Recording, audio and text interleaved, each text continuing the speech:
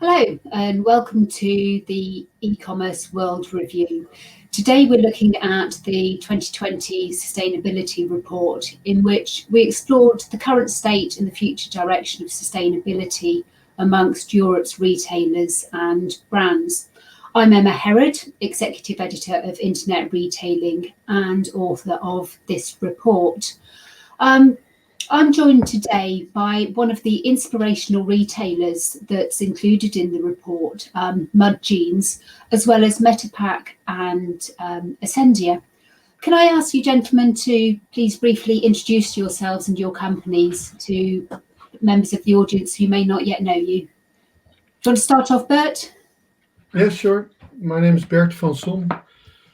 I'm the founder and CEO of Mud Jeans. We started 9 years ago with the first and only circular denim brand in the world. We make jeans of all jeans. That's about it for the moment, I guess.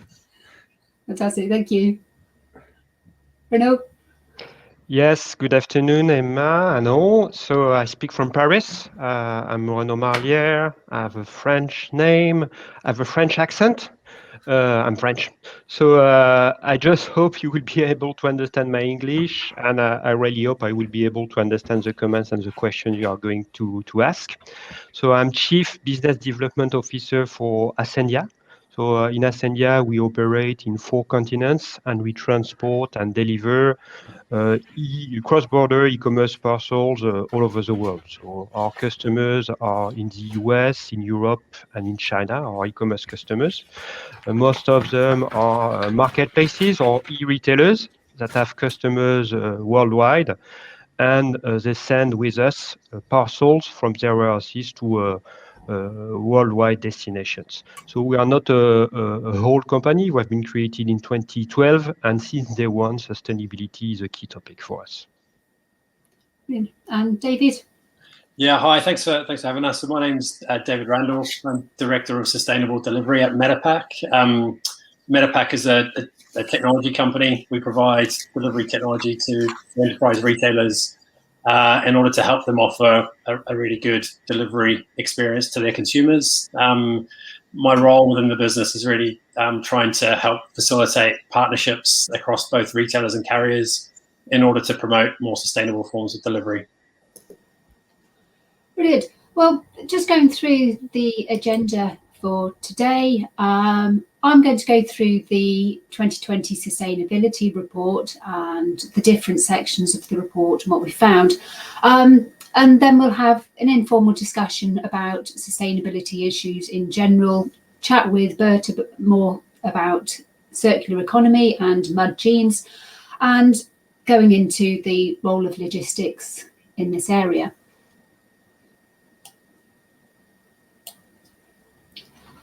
So sustainability is a journey that retail is on, or that we're all on, a series of steps or rungs in a ladder, which everyone must take. And some companies are further ahead in that than others, and it's not down to company size either. Some of the larger retailers are working further ahead than some of the smaller ones. Some of the smaller ones, innovative retailers, showing the larger retailers how we could be operating. And there are lots of different drivers for this, as well as the planet. Retailers are being pushed by government forces as well as consumer pressure. From the Paris Accord, it was agreed that most countries will try and keep the global temperature rise below 2 degrees C. And this means that global emissions have to be halved between 2020 and 2030 if we're actually going to keep it to that level. So the UN sustainability goals have then fed through to the EU, down to individual countries, and that is coming through now with legislation that retailers need to be following. But as I said, consumers are also putting pressure on retailers to change. When we look, this chart is just about the clothing sector, and you can see that consumers across Western Europe are increasingly wanting retailers to be transparent more sustainable, and they're looking at buying vintage clothing through eBay and other marketplaces, as well as wanting to buy what in the past would have been faster fashion or slower fashion that is more sustainable. Excessive packaging is another area, as well as delivery.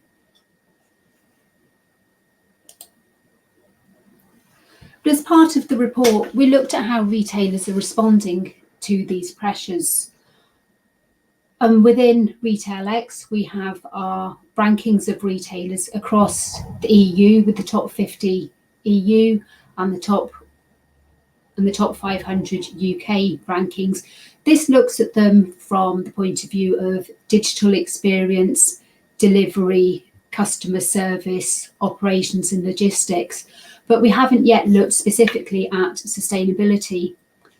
So the retailers on the screen here are ranked elite in terms of their digital experience, but we can see that from the CDP score, which is one of the main measurements for sustainability in the world, that Amazon comes out with a worse ranking than H&M, for example, although Amazon has been talking loudly recently about how it's committed to becoming net zero carbon across its business by 2040, and expecting a lot of retailers to follow its guide there. Can I just interrupt, Emma, sorry, regarding this one, and make a very personal comment regarding the previous slide? Because in the food report, you have the detailed ranking with all the companies. And I realize that the two groups that have the highest ranking there are H&M and the Inditex group. And I know quite well these two groups because we supply them some distribution services. And the personal remark is that I have the impression that these two groups had a very bad image, and maybe not really well, not deserved maybe 10 years ago. And you mentioned that the consumer put pressure, and I think that probably the pressure put on the shoulder of H&M and Inditex by the customers pushed them to change. And what we see in the scoring is that they have really put in place real actions, real plans, and they are extremely successful in their actions because they now get the best scoring. And I can tell you, and probably David can comment as well, that when you want to work with H&M and Inditex as a distribution company, you have to prove that sustainability is as well a topic for you.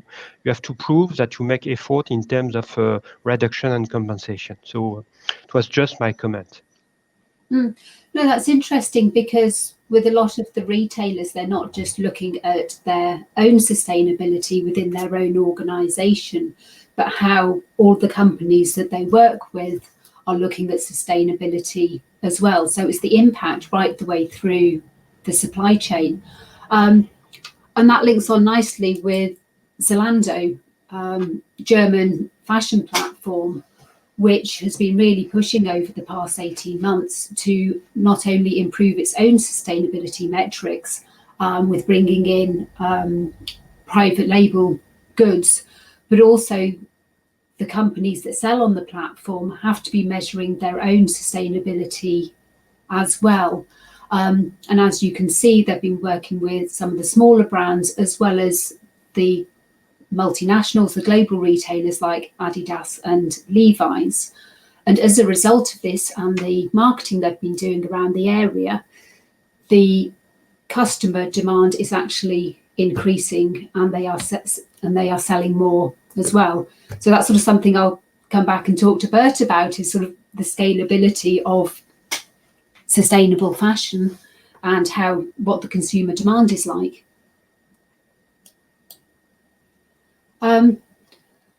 As part of the report, we split it up looking across the retail value chain. So the sourcing and procurement, logistics, internal operations, delivery.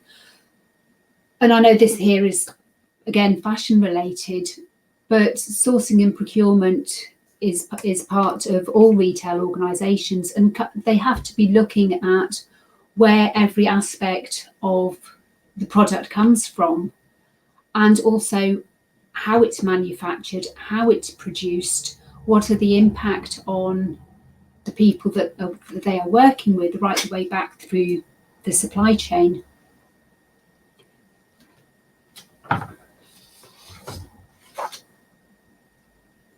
So one of the areas is collaboration is another big issue that came up time and time again amongst the industry, is that, as we're saying, the retailers are having to collaborate with all the companies back through the supply chain, and the logistic companies are doing the same as well. As the products are having to be moved around the world, the shipping companies working together to make sure that they're using the most sustainable routes.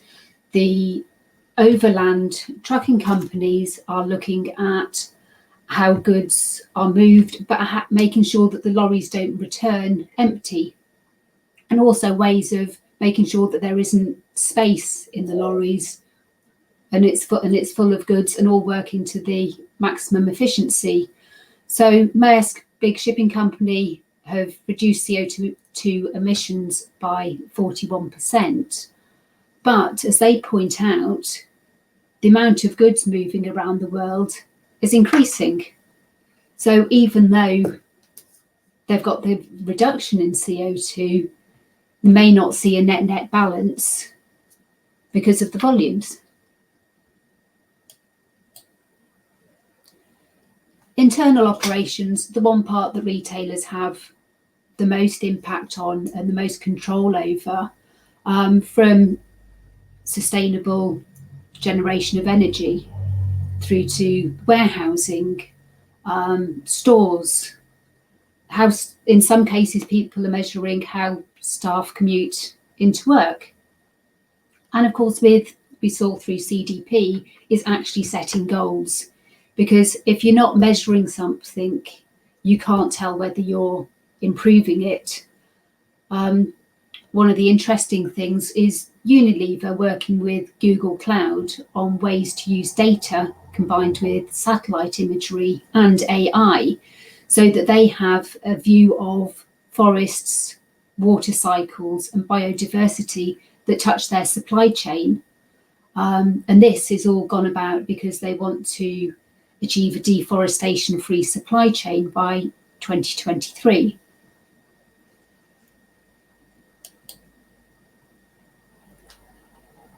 And digital has a big impact on how retailers are selling products, with sort of the huge rise in e-commerce, but that can also help with the sustainability aspects as well, making sure that, if in the case of clothing, making sure that the goods sold are going to fit the consumer so that products aren't having to be returned.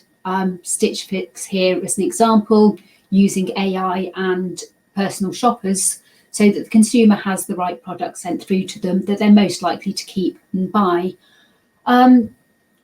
Department store Selfridges, for example, is looking at different ways through renting designer goods and having a repair shop within the department store where consumers can bring things in for mending or for customization. So ways of reducing waste within retail, but also ways of prolonging the life of things that consumers have already bought. In store, reducing plastic packaging, that's a huge impact on retail and within e-commerce, because e-commerce is increasing the amount of plastic packaging that's used because e-commerce is growing. But on the other hand, they're also looking at ways that plastic packaging can be reduced and looking at alternatives, ways of packaging goods so that they still arrive in a perfect condition, but not in a way that's wasteful, or looking at cardboard or ways that the packaging can be recycled. And the same is happening in store as well, with dispensers and consumers bringing along their own containers for dry goods or for things like laundry liquid, shampoo, etc. And the grocery retailers investigating a reduction in food waste as well, because one of the large areas of greenhouse gas emissions is food productions, and a huge amount of food is wasted each year through the supply chain, through retail and by consumers. Which moves on to delivery. Some retailers are moving to using electric vehicles, others are using bicycles in urban areas. And this is giving a quick win for reducing their environmental impact overall on final mile deliveries.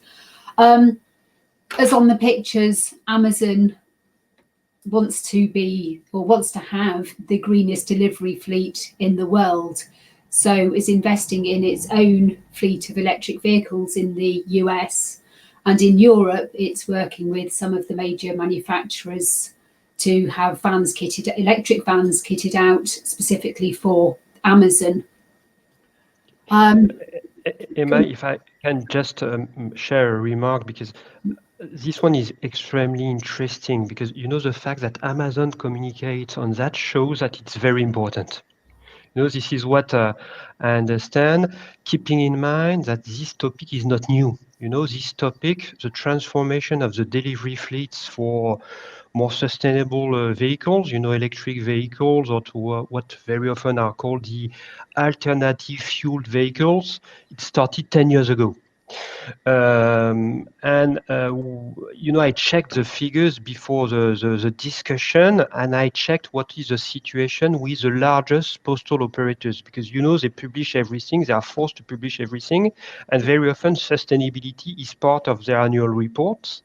And when you check with the largest postal operators, already more than 20% of their fleet is made of electric or AFV vehicles. So this is really a reality, and it will become more and more important every year. This morning, we have some internal news related to the business, to the distribution business, and I realized that there was really a communication made yesterday by the USPS. And the USPS, this is US Postal Service, a huge company. To be fair, this is the US are not the most. I try to be cautious with my word. I'm not English. So the US is not the region where sustainability is the most important topic. I think sustainability is super important in Europe. A bit less for the moment in the US. It's going to change. And the USPS, again, I try to be cautious. English is not my native language. So it's not the most modern postal operator in the world. Having said that, I'm going to read the communiqué I had this morning, and I really read. USPS drives sustainability with multi-billion-dollar fleet modernization. The US Postal Service will replace 165,000 aging vehicles with mostly electric-powered delivery vans over the coming decade, and blah, blah. And I conclude, the contract announcements comes just weeks after President Biden suggested all federal government-owned organizations should move towards fleet of electric vehicles. So for me, it's a very important learning, because the big companies that have started years ago, and even the ones that were not really advanced, they are moving, because as well, there is a lot of pressure from the public authorities. And this announcement of yesterday with USPS, this is really the proof. So this is really, for me, very clear. This is a very important trend already today, but for the coming years. Absolutely. And we're seeing that sort of happening all over the world, that the companies are changing in this area. So it'll be sort of interesting later on to find out sort of what the different companies are doing, what Asendia doing, what Metapac's doing within your own companies as well. Which brings us on, all these things we've been talking about have been how retail works today. And I don't want to say tweaking retail, because it's much, or they're larger projects than that. But some companies are looking at things completely differently. Philips is working at Schiphol Airport, or has implemented at Schiphol Airport, a complete lighting system where Philips is responsible for all of the lights. Therefore, it's in their interest to make things last longer, be easy to replace or easy to repair, and not having to manufacture new goods all of the time. So they're looking at it as Philips supplies lighting, not Philips supplies light bulbs. And IKEA is doing something similar with furniture as well. They have lots of different tests going on, and they're wanting to fully embrace what's called the circular economy, which I will ask Bert to explain a bit more about in a moment. But this is really taking the waste out of the retail environment, looking at the product from at conception time right the way through to its end of life, and whether when it's no longer needed or no longer wanted, how the material it's made from can be brought back into, reproduced into a new product. The other way that companies are looking at things differently is what are called B corporations. And this is how a company is made up. And it's not just looking at it from a shareholder point of view, but they're putting people and the planet on a par with profit. And a couple of names in this area: Danone, The Body Shop, the cosmetics company, and Riverford Organics.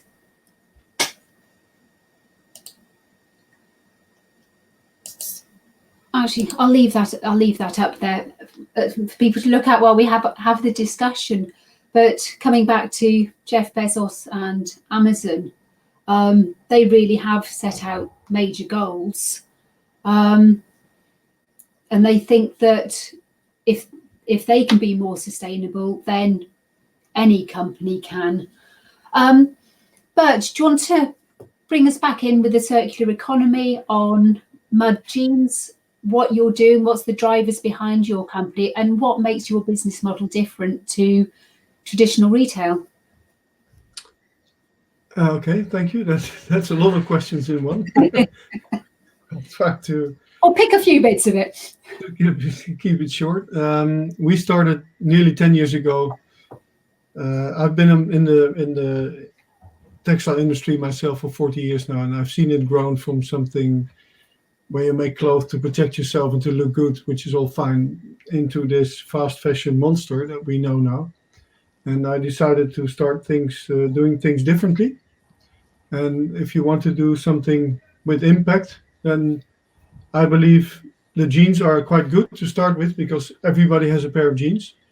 And at the same time, it's one of the most polluting items when you take all the steps from the raw cotton to the jeans in your closet. There's a lot going wrong. So we decided to make jeans, first of all, from organic cotton in factories not too far away, where people are well treated and not using horrifying chemicals. And the list is long. We've written the 78 sustainability report where we are completely transparent in what we do. But that should be normal, and that's not good enough, I think, because we also feel responsible for the product we put into the market and the material we use. And if you want to start moving towards a circular economy, as a producer, you should be responsible for that product and also to try to get it back after use. So we said to ourselves, how do we get it back from our customers after use? And there's two possibilities. Once you give it a discount, so we get a deposit, you get €10 discount if you send back your old jeans, or you can lease a pair of jeans from us. With the idea, the thought behind that is that we remain the owner of the cotton and that we can reuse it then. And this has been spectacular news in the industry, in the fashion industry, because nobody did that. And we've been luckily having a lot of interest from the press and from consumers. It was maybe a little bit too early 10 years ago, but today we are in the middle of the whole field of circular economy, and consumers find this very interesting. And we get a lot of nice remarks saying people, okay, this is what I would like to do. We give the consumers the possibility to consume in a different way. Well, that's in short what we do. And it's not easy to put into the market because a lot of people are used to buy very cheap clothing. That's the first problem we have. Secondly, people are lazy. Consumers are lazy and are not always willing to think about sustainability. But I think with this COVID thing and everything, this pandemic, the general implications have changed. So we see that we get a lot of more hits on our website. We nearly doubled. We've doubled our turnover the last year without doing much different. But suddenly there's a lot of interest in what we do.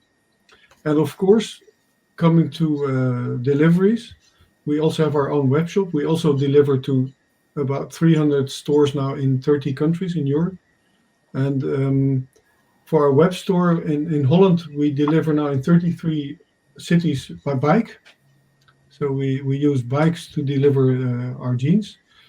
And we've also been thinking about packing our jeans. We do not use plastic bags, which was good until now because we worked with smaller stores and with our own consumers that bought on our web shop. But now we are starting to get orders from the bigger companies like Zalando and in France, L'Exception and Galeries Lafayette and those kind of people. And they need individual packaging because they have the barcodes and they have the return systems. And so that complicates our life. We have to find a solution for that.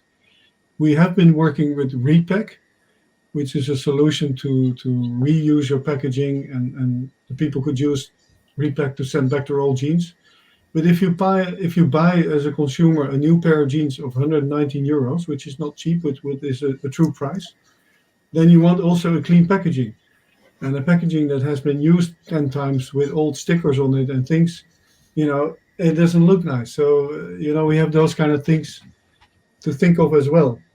So it's good. We're doing fine.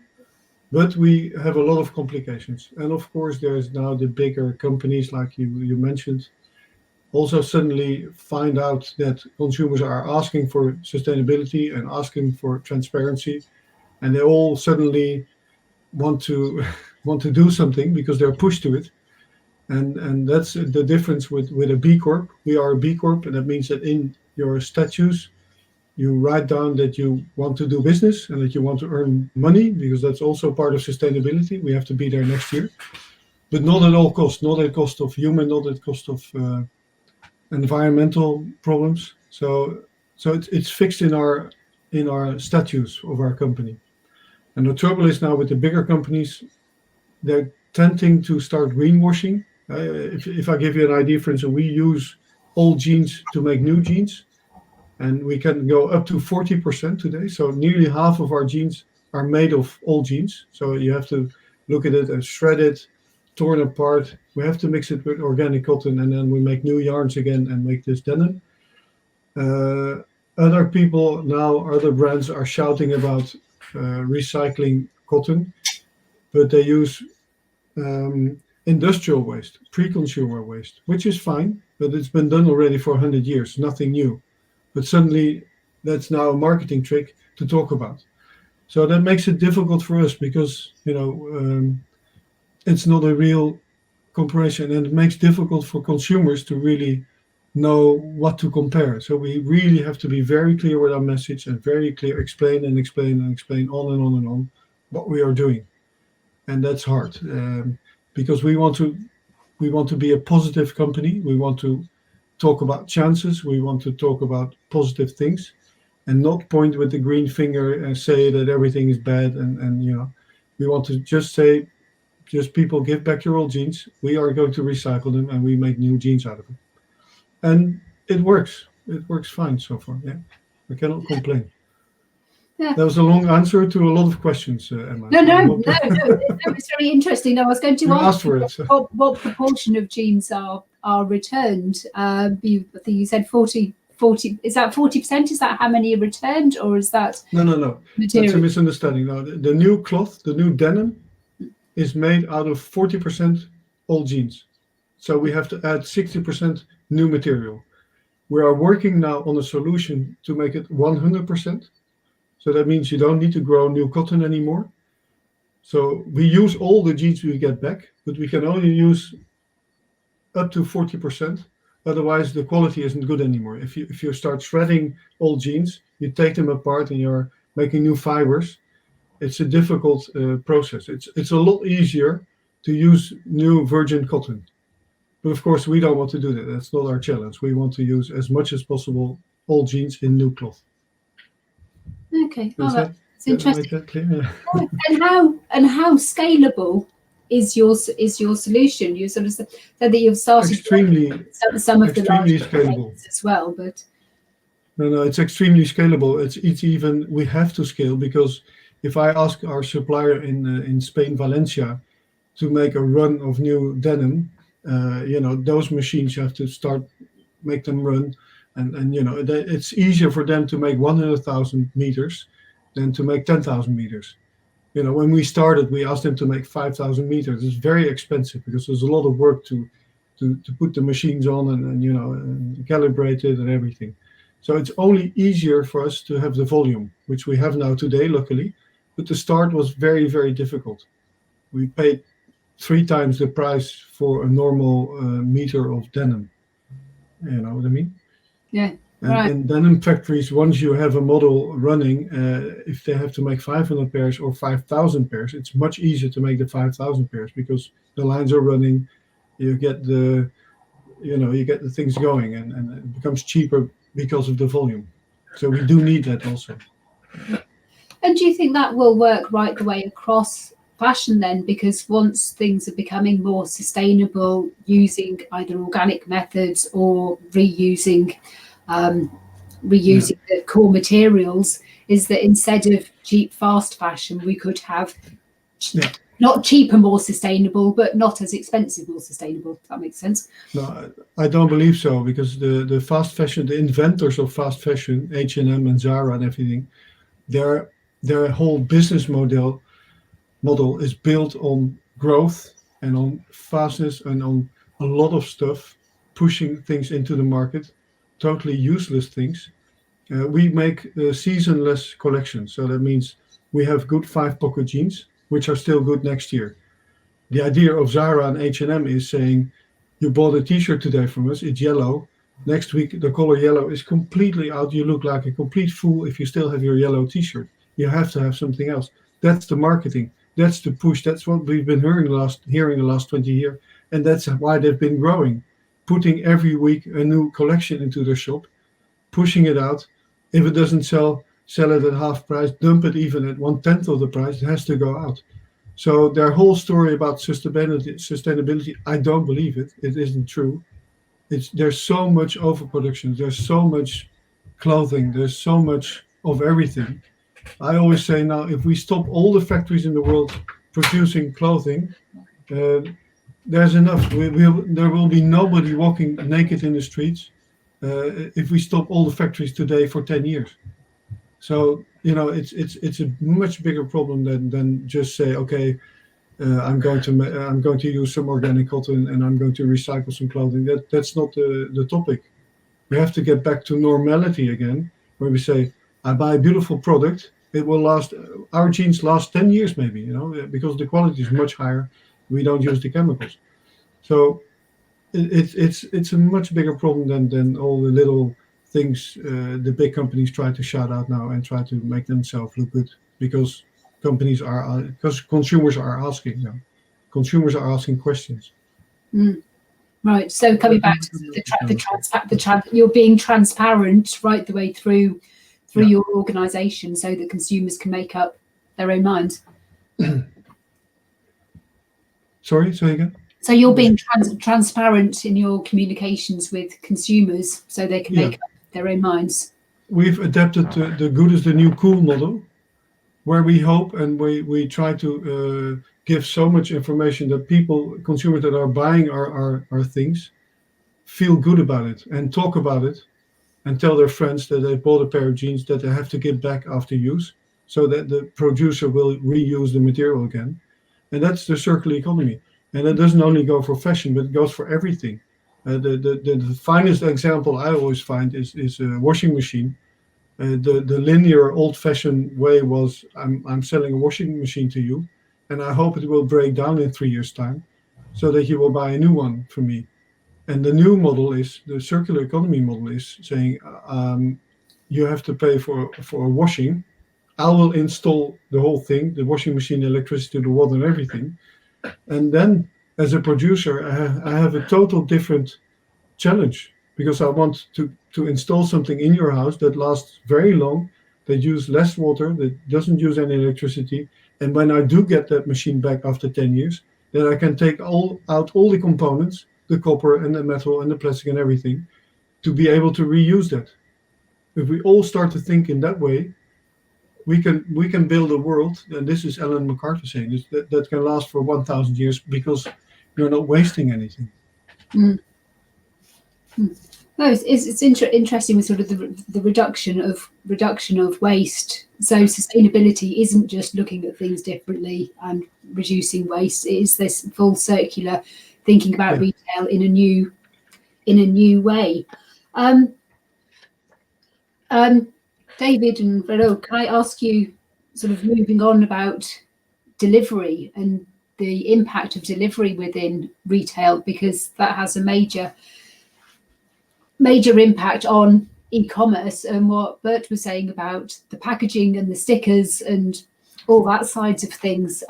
As David first, Metapack, impact on your company and what you're doing with the retail customers. Yeah, sure. So I guess from our side, we try and act as an intermediary, I guess, between enterprise e-commerce retailers and carriers, helping them to connect and do business. And so we want to try and use that position between those two component parts of the industry to encourage more sustainable forms of delivery. In terms of the initiatives that we're trying to bring to the fore and help kind of change the behaviors, we're looking at ways and introducing tools that allow greater access to our platform for carriers that support greener modes of transport, whether that be through electric vehicles or bicycles or on foot. Where carriers, whether that be small or large carriers, support that and they want to get access to enterprise retailers, then we've created a mechanism for them to get onto our platform a lot easier. And so that's a really important focus for us. We're also looking to try and work across carriers and retailers to try and take advantage of spare capacity that exists out there across different networks in order to try and make delivery to home more efficient than what it is today. And then lastly, looking at how we can give retailers greater access to compelling out-of-home delivery networks that they can offer to their consumers. We see out-of-home delivery as being something which is underutilized, especially here in the UK. And even before the pandemic, when people weren't often indoors, it was underutilized. And it's one of the kind of easier things that retailers have at their disposal in order to reduce the impact their delivery has on the environment. So those are the kind of the core areas, I guess. That in summary, it's all about kind of reducing or increasing access to the available delivery services that are out there for retailers, and ultimately giving that access down to their consumers. Yeah.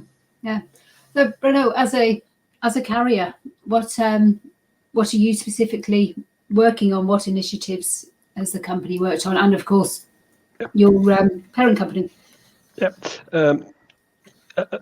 Before answering directly, I will just make two preliminary remarks, very short ones. I'm going to tell you what we do in Asendia, and I think we do a lot, but I don't want to promote Asendia. I think that what we do is quite well representative of what many delivery companies do all over the world. Second remark, so I'm very optimistic. I think that what is done is real today. We have mentioned the electric vehicle, so I'm quite positive. But this is I'm positive, but I'm fully aware that it's not done fully. There is still a very long journey. So having said that, yes, so in Asendia, we do a lot, and we propose already fully carbon neutral distribution services to our customers. So this is not the totality of our traffic. This is not the totality of the countries where we deliver, but today we estimate that about 30% of the parcel we deliver are carbon neutral. So during years, we have not communicated, and to be fair, we do not communicate a lot because we never thought it was really something that was expected by the market, but more and more people expect the information. So yes, we have carbon neutral distribution services, and for the first time in January, we have produced and sent to the customers that use this service. So we have about 100 or 150 customers in Europe and in China using these services. We have produced carbon neutrality certificates. So mentioning the CO2 emissions we have compensated in their name. So again, this is not perfect. It does not cover all the traffic, but this is really the trend in Asendia, and I would say in the market. You mentioned my mother companies or our mother companies. It's fair to say that Asendia is a subsidiary of Groupe La Poste and Groupe Suisse Post. So I'm not employed by La Poste, neither by Swiss Post, but with the postal operators, we have some very good examples of commitment. I mentioned USPS, and it's fair to say that in most countries, the postal operators are the leader for the e-commerce home delivery. And it's fair to say that very often the postal operators started to make a lot of efforts by replacing the vehicles and by compensating.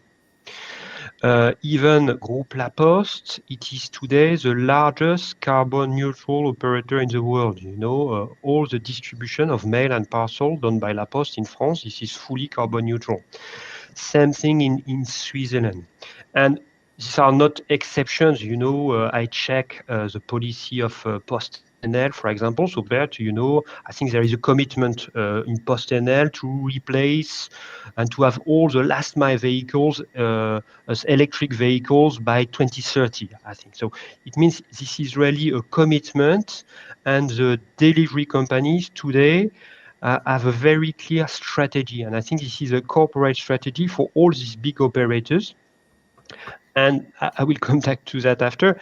And we have seen that with USPS. Very often there is a political pressure by the governments put on the postal operators, and it's a choice for sure, but it's as well a strategic choice because it's a trend. I don't know when, but maybe by 2030 it will no longer be possible to access big cities with fuel vehicles.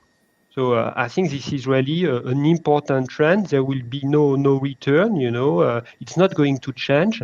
And I'm pretty sure that not in 20 years, in 5 or 10 years, the majority of the distribution in Europe, at least, but not only in Europe, in all countries, will be carbon neutral. And again, in some countries, it's already the case.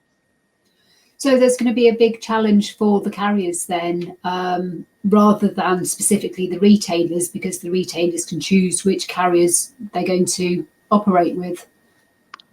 I think the challenges are for everybody. You mentioned that in the presentation. The pressure comes from the consumer. I would say the pressure comes as well from the authorities.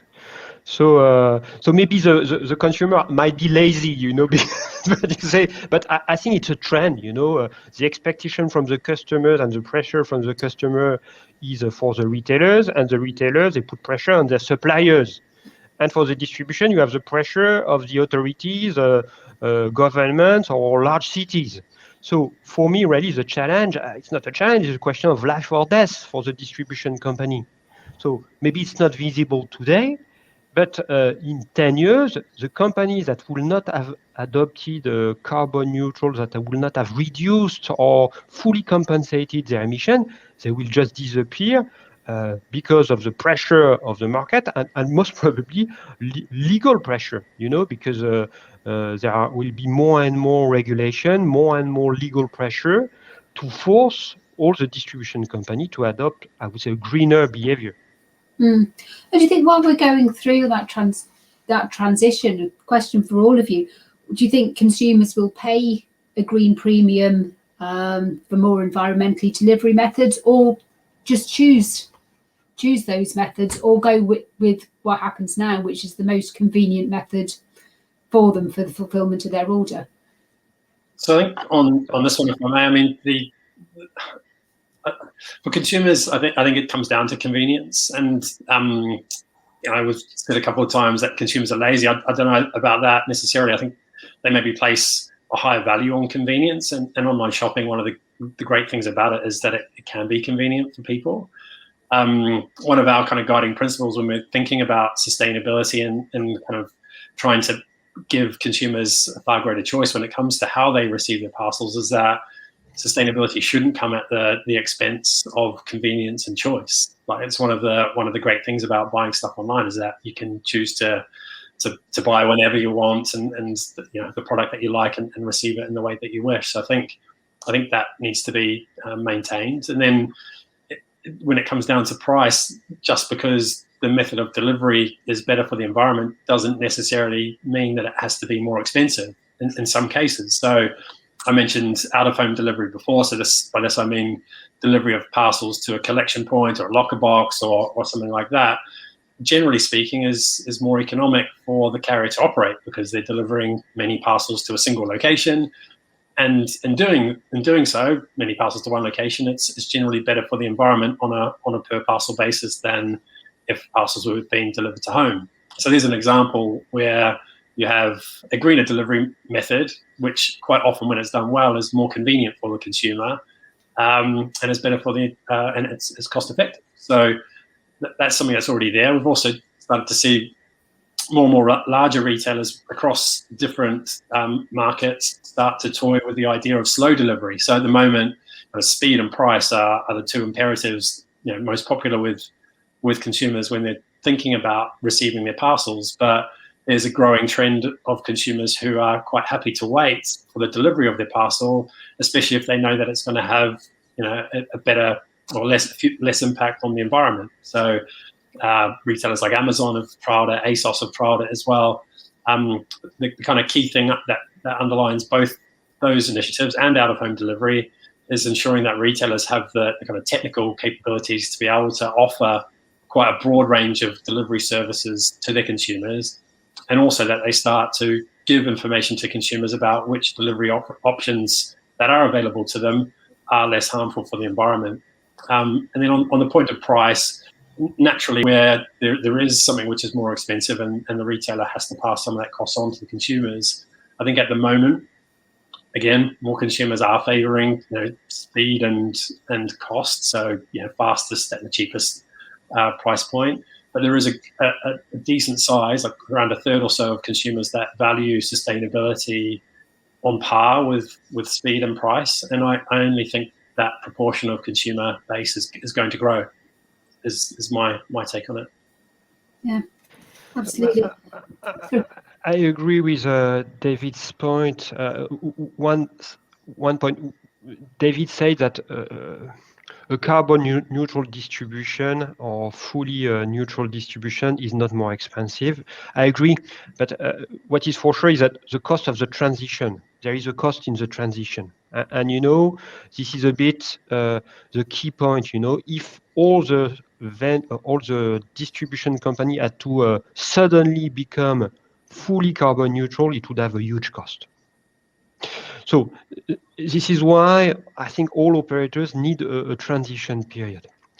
And this is engaged, and again, I'm sure that it will not change. After, I have one question or one remark or question for Bert, because I have the feeling that we have all two faces, and the four of us, we have two faces. We are all citizens and consumers. So when we ask the question, okay, what do you think of sustainability? We all agree that we should have more green products, more sustainable. We should have more sustainable suppliers. So we all agree. But the second phase is we are all consumers, and quite often there is a difference between the citizen that fully support the concept of sustainability, carbon neutrality, and the consumer that sometimes want to have to buy and to have immediately the day after, and we have all these two phases. And this is a good question for Bert, because this is exactly what he said. You know, he produced jeans that can last 10 years. And probably the jeans are more expensive than the one you buy from a fast fashion brand. The question is, okay, does sustainability means more expensive? Not always, but what is your experience, maybe, Bert, with that? No, sustainability doesn't mean to be more expensive. The only thing we are facing now that we are too small, volumes are too low. That's a problem of pricing. And secondly, we want to pay people a proper price in the production chain. That doesn't happen. No, and so far nowadays, clothing is made by slaves. We've invented modern slavery in countries where, you know, we had the textile industry in France and in Holland, and we made then some laws. We said it's maybe not a good idea to have children in the factories, and we have to protect the workers in the factory. They should not be allowed to work with dangerous chemicals, and we made a lot of laws. And then we said, let's export this whole production to countries where we can close our eyes and we don't know what's happening, and we just use slaves, and we use children, and when we have chemicals we just dump them in the river at the back door, and it's all okay. And then we can offer a fantastic price to the consumer. So as a consumer and as a citizen, do we want this? Is this a good solution? Yes, we've been wanting this for years now, until we found out that buildings can collapse and that rivers are so blue now of the indigo that even the oceans are polluted. And now we are saying maybe it's not such a good idea to have the cheapest clothes in the world. So I think the price question, we should not talk about the price question. We should talk about true cost. Watch all the movie True Cost, and let's do some fact searching in pricing. You know, let's try to find out what all the steps, and then I'm talking for textiles. What does it mean to grow cotton? What does it mean to make a yarn out of it? What does it mean to color that yarn? Are there different options? And every step is more expensive, but every step is more sustainable, and we can use different products, you know. And it doesn't always need to be more expensive, but it needs to be the real cost.